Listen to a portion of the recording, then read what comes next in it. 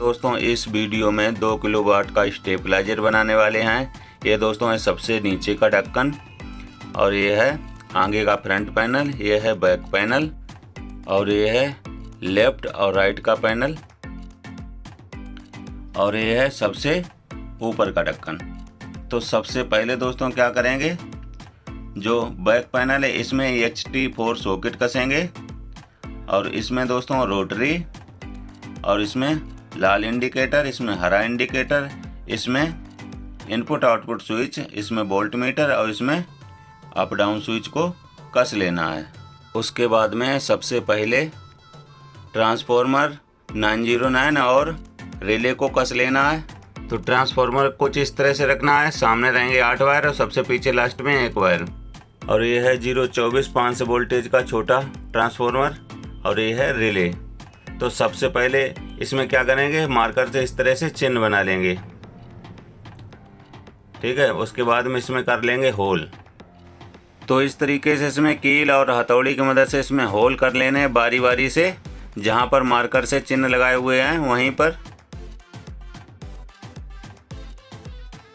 उसके बाद में हथौड़ी से इस तरह से उसको ठीक कर लेना है।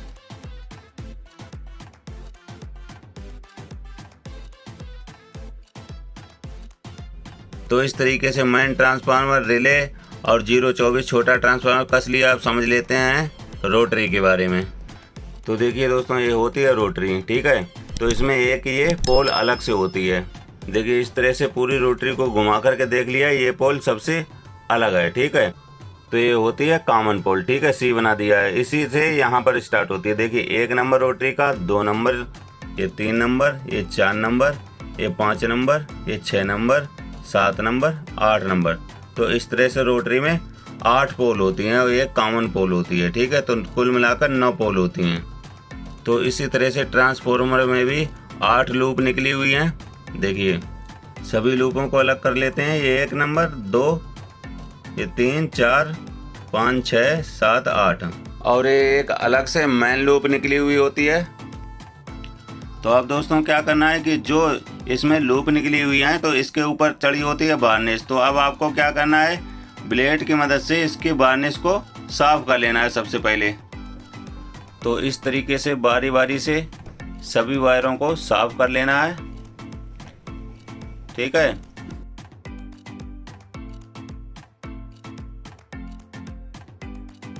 तो इस तरीके से सभी वायरों को साफ कर लिया है। उसके बाद में देखिए इसके जो लूप सिंगल वायर होती है, जिस लूप में, वो होती है 1 नंबर की वायर। तो इसको कसना है रोटरी के 1 नंबर की पोल पर। लेकिन उससे पहले रोटरी को कस लेते हैं पैनल में। तो देखिए पैनल 1 नंबर लिखा हुआ है पैनल में, उसी तरह रोटरी में भी 1 नंबर लिखा हुआ है। तो 1 नंबर की पैनल की तरफ ही 1 नंबर की रोटरी को कसना है। तो इस तरह से रोटरी को कस लिया है। उसके बाद में इसकी नोब को भी कस लेते हैं इस तरीके से। तो अब रोटरी और ट्रांसफार्मर के कनेक्शन कर लेते हैं। देखिए जिस लूप में सिंगल वायर होती है उसको 1 नंबर की पिन की तरफ रखना है, पहले ही बता चुके हैं। तो उसी तरह इसको कस लेते हैं 1 नंबर पोल पर। तो इस तरीके से रोटरी के 1 नंबर पोल पर सिंगल वायर की लूप को कस लिया है। उसके बाद में जस्ट उसके पास वाली वायर, ये वाली वायर है, ये 2 नंबर, तो इसको रोटरी के 2 नंबर पोल पर कसना है। तो चलिए इसको भी कस लेते हैं। तो इस तरीके से 2 नंबर के ट्रांसफार्मर की वायर को रोटरी के 2 नंबर पोल पर कस लिया। उसके बाद में देखिए ये वाली पोल है वो है 3 नंबर की, ठीक है। तो इसको कसना है 3 नंबर की रोटरी की पोल पर। ये वाली 4 नंबर होगी, ये 5 नंबर, ये 6 नंबर, ये 7 नंबर और ये 8 नंबर। तो सभी वायरों को सभी रोटरी की पोल पर बारी बारी से कस लेते हैं। तो इस तरीके से सभी वायरों को कस लिया है।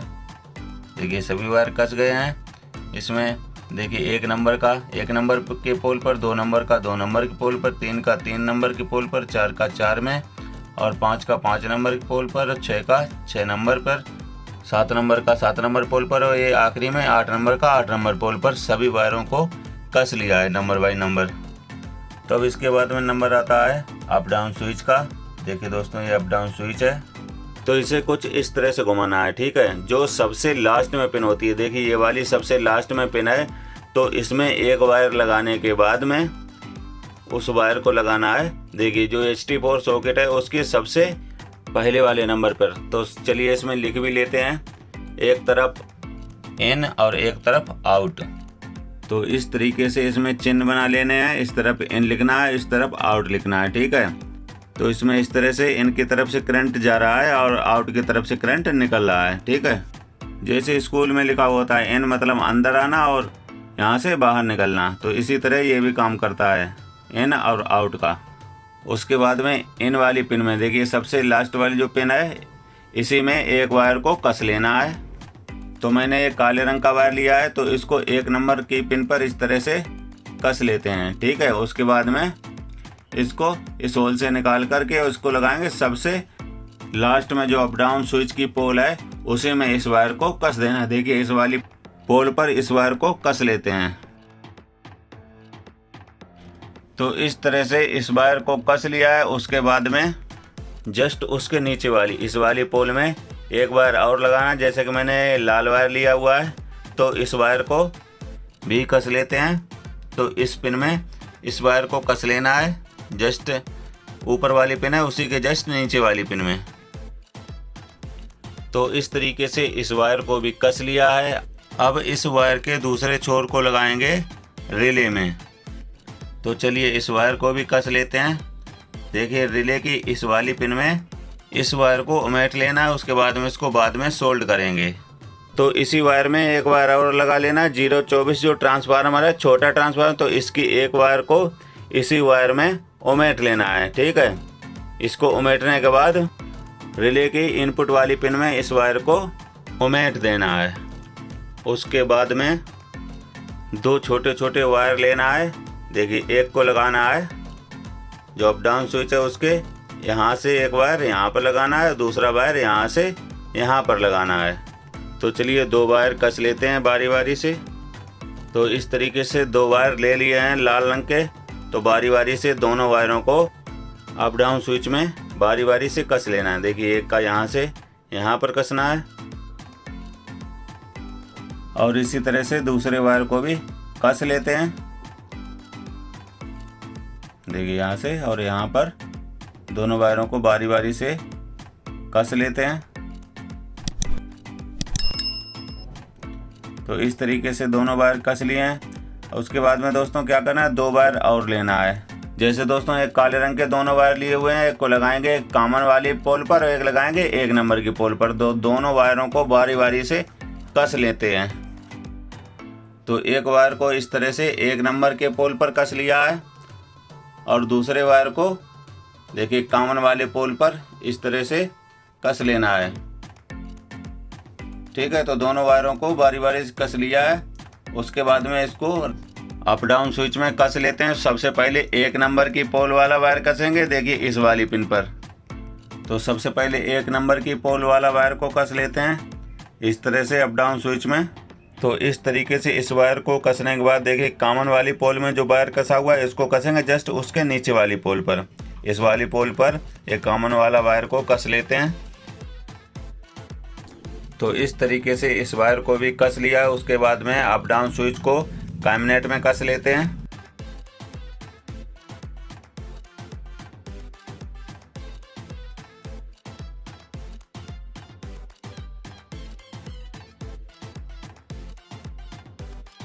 तो इस तरीके से अप डाउन स्विच को कैबिनेट में कस लिया है। उसके बाद में रिले के वायर को कर लेते हैं इस तरह से सोल्ड।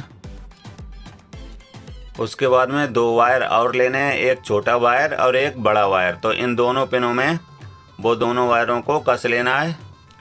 तो इस तरीके से 2 वायर लिए हुए हैं काले रंग के, देखिए एक छोटा वायर और एक बड़ा वायर। तो सबसे पहले क्या करना है, इन दोनों वायरों को इस तरह से आपस में उमेट लेना है, ठीक है। उसके बाद में इसको 2 नंबर की पिन पर कस लेना है। तो इस तरीक़ा से इन दोनों वायरों को 2 नंबर की पिन पर कस लिया। चलिए अब इसको होल से दोनों वायरों को इस तरह से अंदर की तरफ कर लेना है। उसके बाद में जो छोटा वायर है उसको तीसरे नंबर की होल से इस तरह से बाहर निकाल लेना है।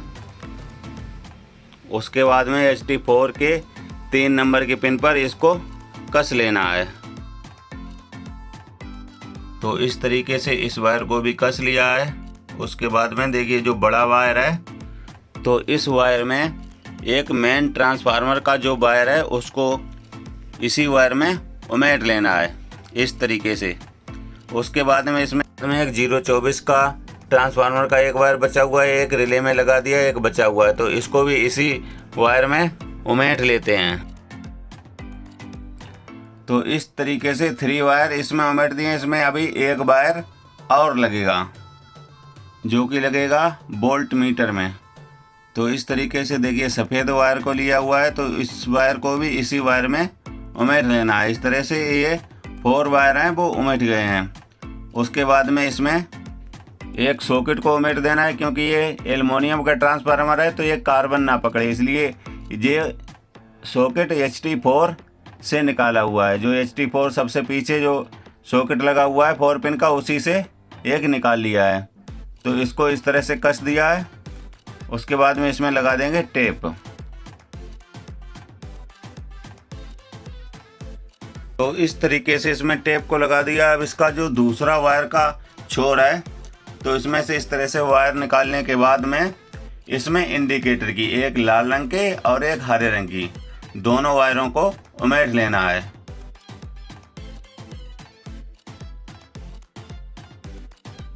तो इस तरीके से दोनों वायरों को उमेटने के बाद देखिए वोल्ट मीटर में 2 पिनें होती हैं, एक ये वाली पिन और एक ये वाली पिन।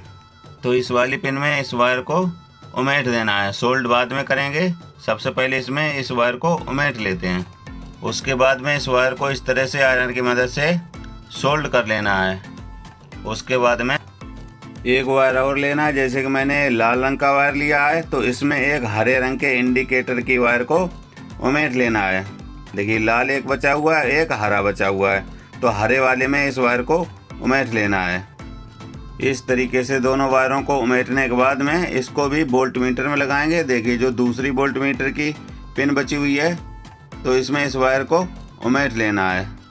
उसके बाद में इस वायर को लगाएंगे HT4 के सॉकेट नंबर 4 की पिन में। तो चलिए इस वायर को भी कस लेते हैं।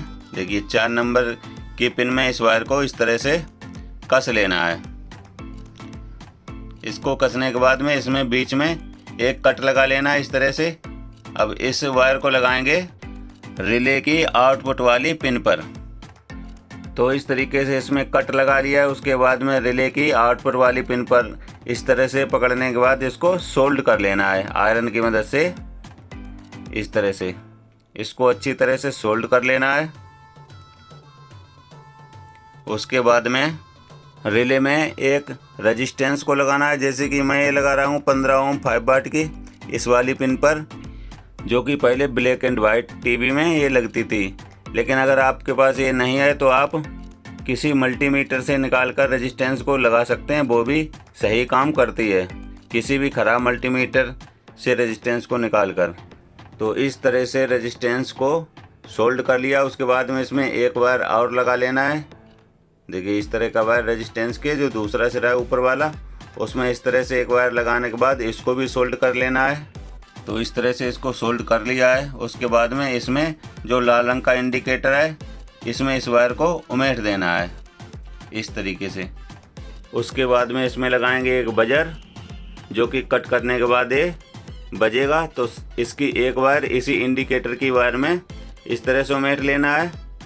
उसके बाद में इसमें टेप लगा देना है। उसके बाद में जो बजर की दूसरी वाली वायर है ये छोटी है, तो इसमें एक वायर अलग से लगाएंगे।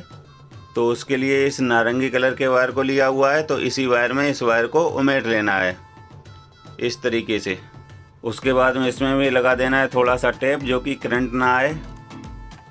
इस तरीके से अब इस वायर को लगाएंगे जहाँ पे इंडिकेटर का दूसरा वायर लगा हुआ है, मतलब वोल्ट मीटर में, इस वाली पिन में। तो इसको सोल्ड कर लेते हैं आयरन की मदद से। इस तरह से इसमें इस वायर को सोल्ड कर लिया है। उसके बाद में इसमें सिर्फ 2 वायर बची हुई हैं। देखिए 2 रिले की और 2 909 की। तो इन दोनों वायरों में लगेगी कट प्लेट। तो चलिए उसको लगा लेते हैं। तो ये है दोस्तों कट प्लेट कीर्ति कंपनी की। तो इसमें एक तरफ देखिए लिखा हुआ है TT और यहाँ पे लिखा हुआ है RR, ठीक है।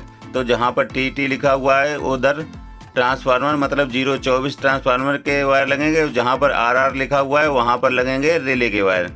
तो सबसे पहले जो 024 ट्रांसफार्मर लगा हुआ है छोटा सा, तो उसके वायर दोनों सोल्ड कर लेते हैं जहाँ पर TT लिखा हुआ है, मतलब ट्रांसफार्मर और ट्रांसफार्मर। तो चलिए 024 ट्रांसफार्मर के वायर को इस तरह से जहाँ पर TT लिखा हुआ है वहाँ पर दोनों वायरों को सोल्ड कर लेना है। बारी बारी से दोनों वायरों को इस तरह से सोल्ड कर लेना है। तो इस तरीके से दोनों वायरों को सोल्ड कर लिया है। तो किसी में कोई 909 दो ट्रांसफार्मर लगा करके बना लेते हैं, लेकिन ये खुद ही 024 का ट्रांसफार्मर है छोटा 500 वोल्टेज का।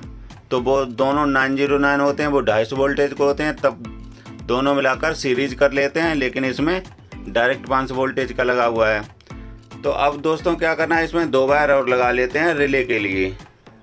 तो उसके लिए ये दोनों पीले रंग के वायर को लिया हुआ है। अब इनको दोनों को बारी बारी से सोल्ड कर लेना है।